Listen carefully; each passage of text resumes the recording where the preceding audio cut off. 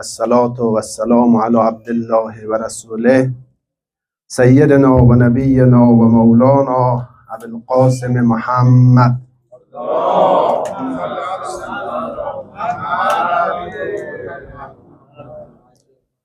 صلی الله علیه و آله الطیبین الطاهرین المعصومین. و بعد قال الله الحکیم فی محکم الکتاب الکریم و مبرم خطاب العظیم اعوذ بالله من الشیطان الرجیم. ان الذين قالوا ربنا الله ثم استقاموا تتنزل عليهم الملائکه. صلوات بلند ادا فرمایید.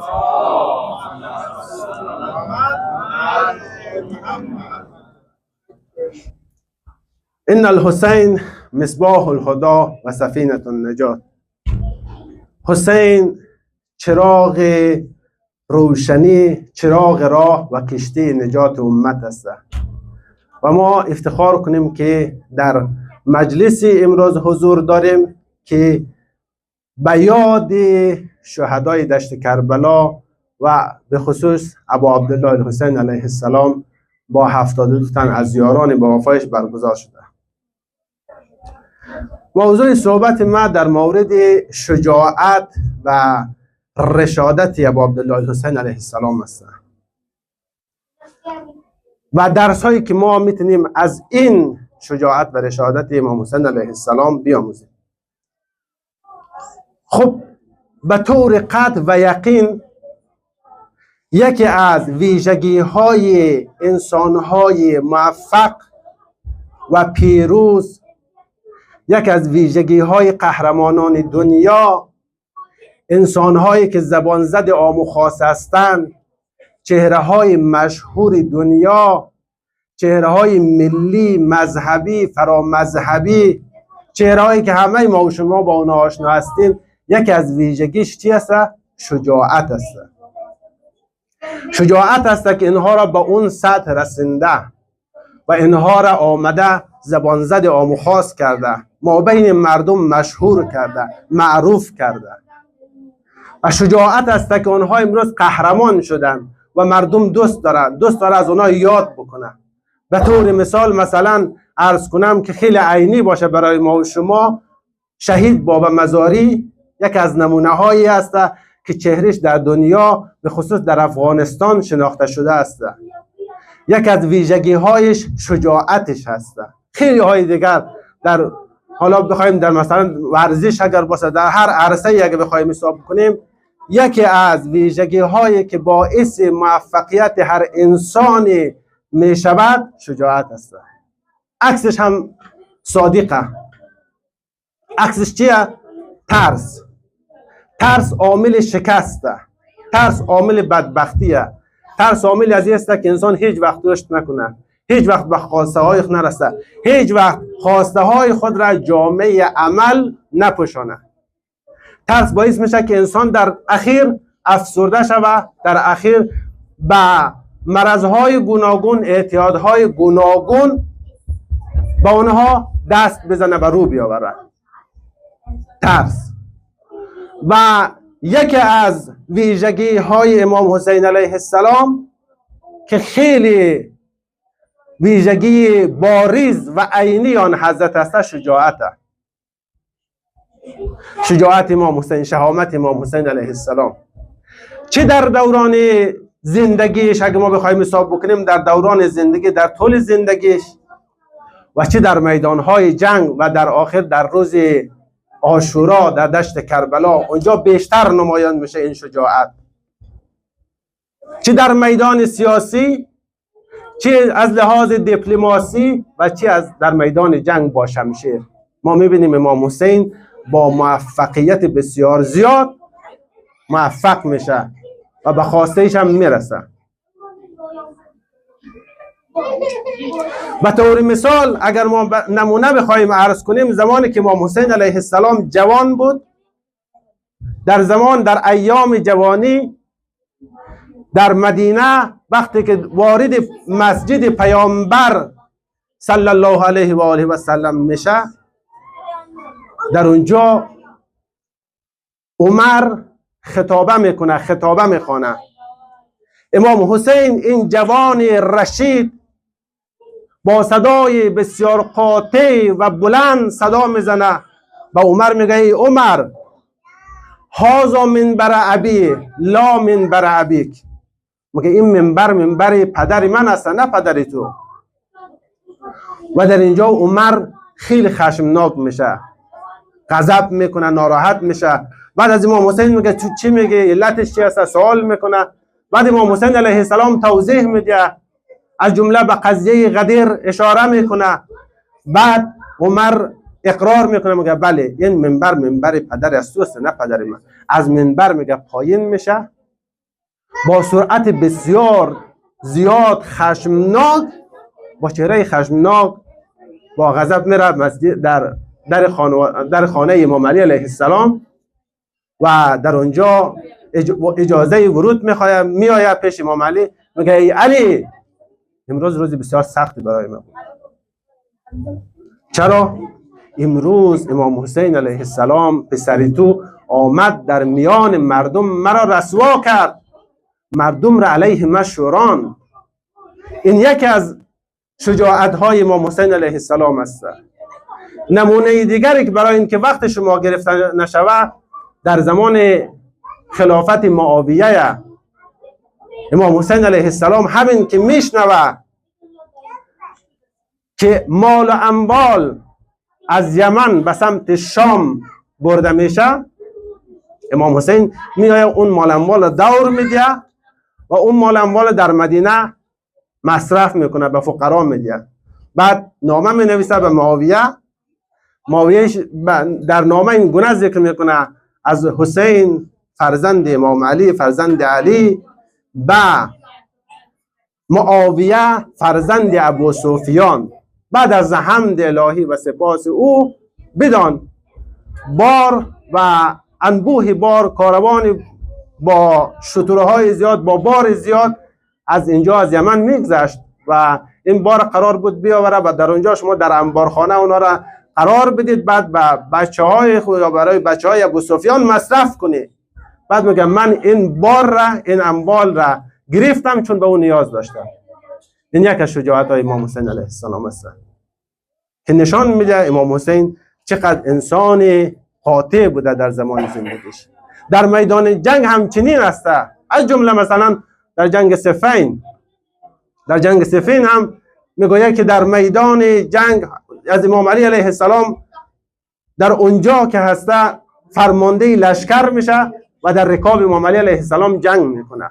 از جمله که زبان زد است، همه خبر دارن. اینا از شجاعت های امام حسین است، خیلی مهم است. و در روز عاشورا هم ما شجاعت امام حسین علیه السلام رو خیلی به طور عینی میبینیم و بارها هم شنیدیم که در مقابل 4000 نفر میسته و در اونجا با عمر سعد صدا میزنه، میگه که عمر سعد ما 1 نفر ماندیم و دوست داریم که شما دشمن یک نفره بفرستید تا یک به یک تنها با آنها مبارزه کنیم و جنگ کنیم. و بالاخره در آخر مجبور میشه، عمر سعد مجبور میشه، میگه که ای مردمان عرب، شما نمیتونید با این خاندان کنار بیایید، این خاندان شما نشناختید، اینها حکمان عرب را سرش به زمین انداختن، اینها خیلی شجاع هستند، اینها در میدان جنگ هیچ وقت تسلیم نشدن، هیچ وقت بازنده نبودن. و امر میکنه و یارانش میگه که حمله کنید از 4 طرف به امام حسین علیه السلام حمله ور شید. اینها نمونه های از شجاعت امام حسین است. یک صلوات بفرستید.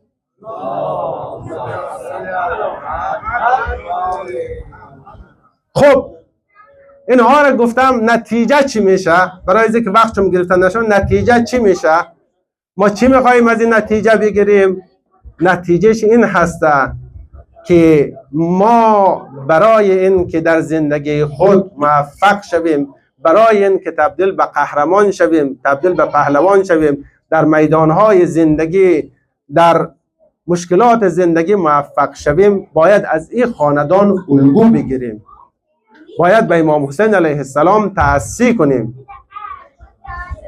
اول این که امام حسین علیه السلام که به این شجاعت رسید، یکی از چیزهایی که ما میتونیم بیاموزیم این است که ما در زندگی باید ارزش‌های خود را بشناسیم. چی چیز در زندگی برای ما و شما ارزش هست؟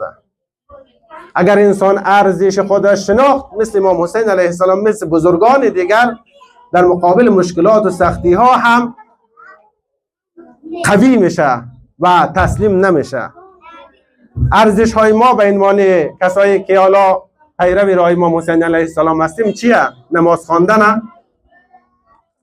عبادت خداوند است، برگزاری این مراسم ها است، داشتن حیا هست، داشتن حجاب هست، داشتن ادای وجوهات شرعی هست.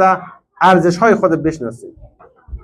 اگر ارزش های خود شناختیم، اون موقع میتونیم که قوی تر باشیم در زندگی خود و موفق تر باشیم.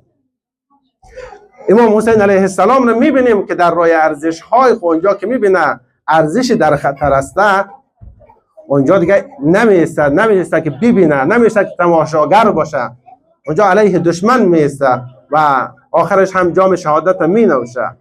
ما هم اگر ارزش های ما اونقدر واضح باشه برای ما، اونقدر روشن باشه برای ما همین کار انجام میدیم. یک از مشکلات ماهایی است که نمیشناسیم، نمیدانیم که در زندگی ما چه ارزش است. بیایید امروز روز 40 است، به عنوان کوچک از برادر کوچک همه ما و شما روی ازی فکر کنیم که در زندگی ما چه ارزش است، ما برای چه چیز اهمیت میدیم. آیا به اون چیزی که اهمیت میدیم او قدر در روی ازو ایستاد هستم، قوی هستم، حرکت میکنم یا نه؟ ارزش. دوم هدف. جوانای عزیز، همه ما و شما تقریبا، البته خیلی ها سنش از ما پایینتر است و برای همه یک درس است، چون یک سنش بالای پایین فرق نمیکنه. هدف خیلی مهمه در زندگی.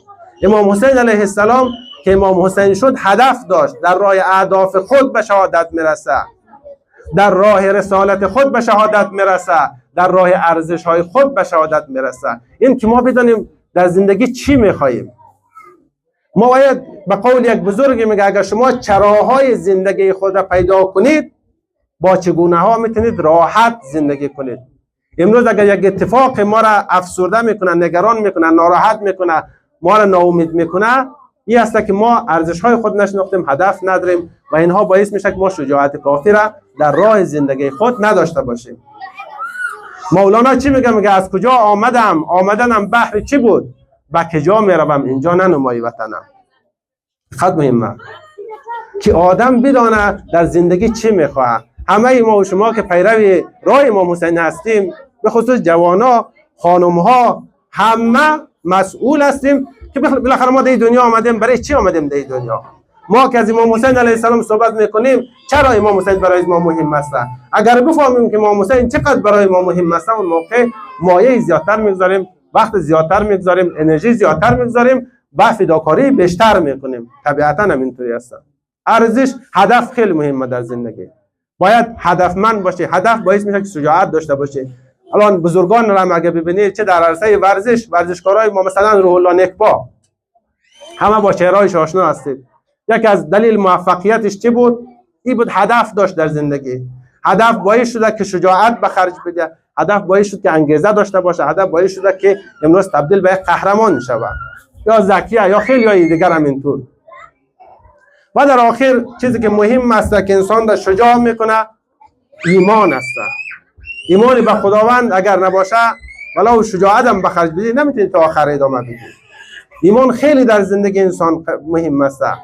ایمان این که مثلا خدایی هست، آخرت هست، زحمت های از ما بدون پاداش نمیمانه. اگر در این دنیا دریافت نکردم، در دنیای دیگر دریافت میکنم. باعث میشه که انسان قوی تر باشه، راه برای انسان روشن‌تر میکنه. این که خداوند اینقدر میفرماید یا ایها الذین آمنوا علیکم انفسکم، دلیلش هستم که انسانایی که ایمان آوردید، بر شما باید که به خودتان بپردازید، خودتان بشناسید، ایمان به خودتان، اعتقاد به خودتان داشته باشید که شما یک کار را میتونید انجام بدید، در عرصه زندگی میتونید پیدا شوید.